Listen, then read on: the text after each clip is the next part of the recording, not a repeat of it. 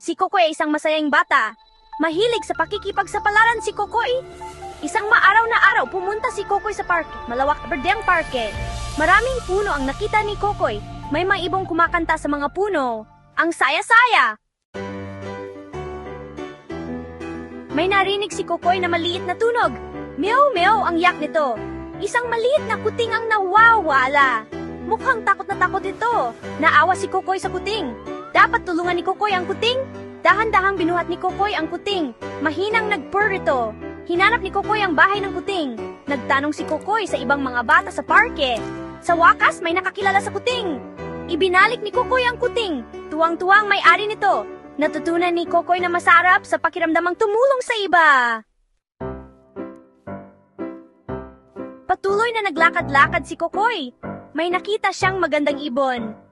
Umaawit ang ibon ng mahiwagang kanta. Ang ganda ng kanta, pero parang malungkot. Nakinig ng mabuti si Kokoy. Nalulungkot pala ang ibon.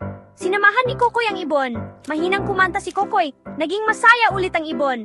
Lumipad ito sa balikat ni Kokoy. Natutunan ni Kokoy na mahalaga ang pakikinig.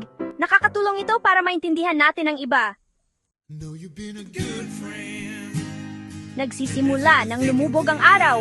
Oras na para umuwi si Kokoy. Kumaway si Kokoy paalam sa ibon. Ang saya ng araw ni Kokoy. Natulungan niya ang kuting. Napasaya niya ang ibon. Natutunan niya ang kabaitan at pakikinig. Mahalaga ang mga aral na ito. Masaya at nagpapasalamat si Kokoy habang pauwi sa kanilang bahay dahil sa kanyang pakikipagsapalaran.